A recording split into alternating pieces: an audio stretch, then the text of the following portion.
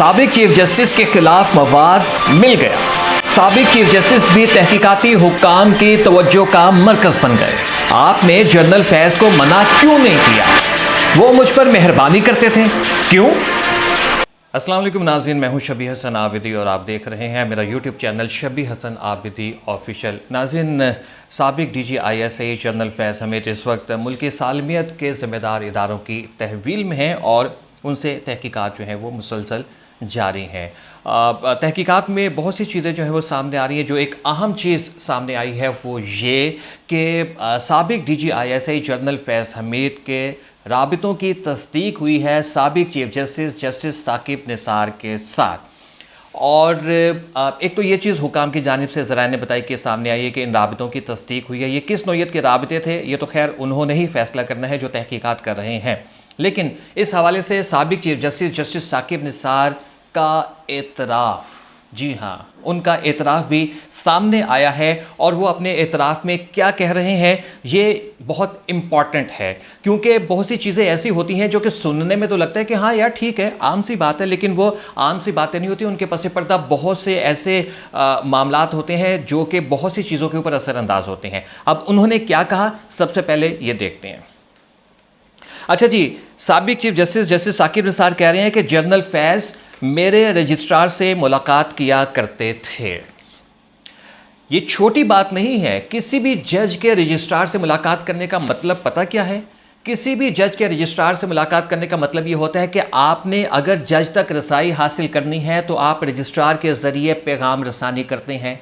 आपने अगर किसी जज से किसी किस्म के फ़ैसले के हवाले से कोई भी मतलब कुछ भी आपने बात करनी है, फ़ैसला अपने हक़ में लेना है या मुखालिफ लेना, जो भी है, आप रजिस्ट्रार के ज़रिए बात करते हैं। ये इंतहाई हसास नौइयत का एतराफ़ है कि जनरल फैज़ मेरे रजिस्ट्रार के साथ राबिते और मुलाकातें जो है वो किया करते थे। किस नौइयत की मुलाकातें होती थी? वो किस कैपेसिटी में आपका रजिस्ट्रार उनसे मुलाकात करता था? उसकी जुर्रत कैसे हुई है कि एक चीफ जस्टिस का रजिस्ट्रार है, वो मुलाकातें कर रहा है एक कानून नाफिज करने वाले मुल्क की सालमियत के इदारे के सरबरा से, और ऐसे वक्त में जब उस इदारे के ऊपर हर शख्स जो है वो ज़बान दराज कर रहा है कि वो अदालती मामलात में मुदाखलत कर रहे हैं।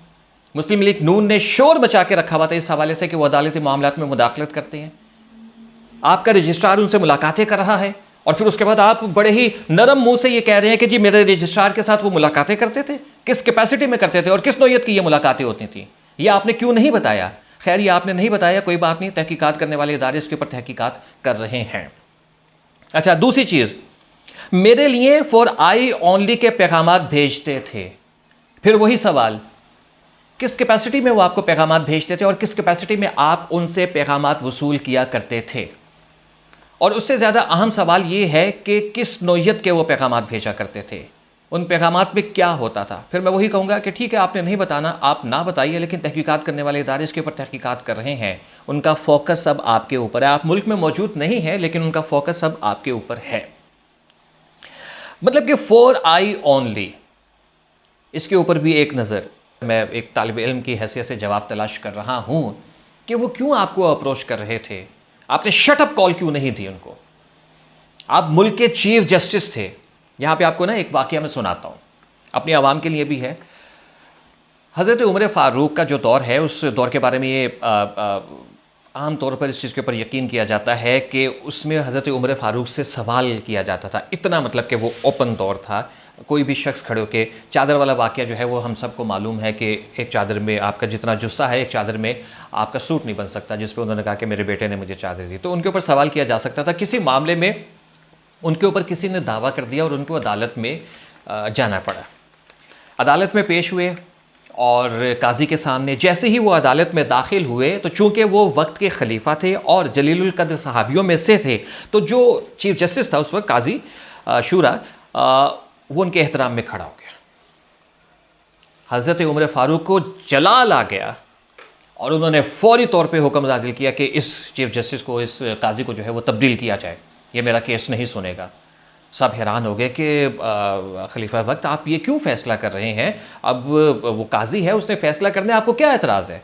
तो उन्होंने जवाब ये दिया कि ये मेरे एहतराम में खड़ा हुआ है, इसके दिल के अंदर मेरा एहतराम और मेरी मोहब्बत मौजूद है, ऐन मुमकिन है कि फैसले के बाद मेरी मोहब्बत, मेरा एहतराम फैसले के मौके पर इसके ऊपर गालिब आ जाए और गालिब आने के बाद ये फैसला जो है वो मेरे हक में करने के हवाले से असरअंदाज हो मेरी मोहब्बत और मेरा एहतराम, लिहाजा इसको फौरी तौर पर तब्दील किया जाए।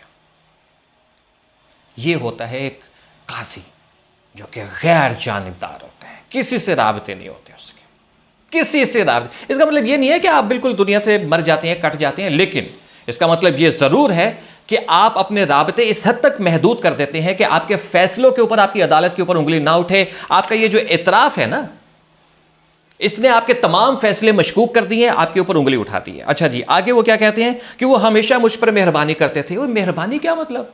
वो किस लिए आपके ऊपर इतने मेहरबान थे? वो किस कैपेसिटी में आपके ऊपर मेहरबानी करते थे? मेहरबानी का मतलब आपको पता है क्या होता है? मेहरबानी करता है उस्ताद शागिर्द के ऊपर, बाप बेटे के ऊपर, सीनियर जूनियर के ऊपर। जिसके ऊपर मेहरबानी की जाती है ना, वो उससे एक दर्जे कम हो जाते हैं। अगर बराबरी की सतह पे भी अगर कोई मेहरबानी होती है ना, तो इंसान झुक के कहता है जी आपकी मेहरबानी। वो उसको तस्लीम करता है कि जी हाँ जी, आपने जो है ना वो इस वक्त मेरे ऊपर एहसान किया है, आपकी मेहरबानी। चीफ जस्टिस कभी भी यूं नहीं करता, चीफ जस्टिस यूं के फैसले करता है। आप उनकी मेहरबानियों के दबाव में हैं, उस बोझ में हैं, और फिर उसके बाद आप ये कह रहे हैं कि जी मेरे से कोई फैसला गलत नहीं हुआ है। कैसे मुमकिन है कि आपसे फैसले गलत नहीं हुए? उनकी मेहरबानी आपके ऊपर क्यों गालिब नहीं आई होंगी? किस लिए? आप ये कह रहे हैं कि जी उनके ख़ानदान के शुमाली इलाका जात के गुज़िश्ता दौरे के मौके पर जनरल फैज़ ने बड़ा ख्याल रखा। क्यों जी?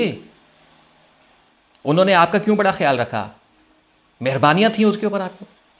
मेहरबानियों के चक्करों में जो है ना वो आपने पूरे अदालती निज़ाम को मशकूक करके रख दिया। आपके आपस में लोले पोचे चल रहे हैं और आप बैठे हुए चीफ जस्टिस के मनसब के ऊपर, मेहरबानियाँ हो रही हैं आपके ऊपर, आपके रजिस्ट्रार से मुलाकातें हो रही हैं, आपको जो है ना वो फॉर आई ओनली के पैगाम भेजे जा रहे हैं, और फिर उसके बाद आप कह रहे हैं कि जी मैं कसम खाता हूं कि मैंने कोई ऐसा गलत काम नहीं किया। यह फैसला आपने नहीं करना है कि आपने कोई गलत काम किया या नहीं किया। यह फैसला जो है वो कानून नाफिज करने वाले इदारे करेंगे कि आपने गलत काम किया या नहीं। 9 मई पीटीआई की सियासत में किसी तरह से भी मुलव्विस नहीं हूं, आप कहते रहे। आपका ये जो इतराफ़ी बयान है ना, ये इशारा कर रहा है कि आप बहुत से मामलात में मुलव्विस हैं। आपने चूंकि खुद इन मुलाकातों का इतराफ़ करके अपने मामलात को मशकूक बना दिया, तो अब हर कोई ज़बान दराजी करेगा, आपके फैसले के ऊपर उंगली उठाएगा। मैं एक ज़ाती हैसियत में ख्वाहिश का इजहार कर सकता हूँ कि आपको गिरफ़्तार किया जाए, और जो राब्ते आपके थे, क्या वो समाजी थे, वो सियासी नोयत के ऐसे अपना राब्ते थे जिनमें कोई सियासी फ़वाइद केसेस के हवाले से हासिल किए गए हैं, या फिर उनमें मुजरमाना पहलू भी था? यह फ़ैसला जो है वो वही हुक्काम करेंगे जो तहकीकात कर रहे हैं, और बहुत बेहतर अंदाज में वो कर सकते हैं। नाज़रीन, वीडियो पसंद आए तो वीडियो को लाइक कीजिएगा, चैनल को सब्सक्राइब कीजिएगा और वीडियो आगे शेयर कीजिएगा।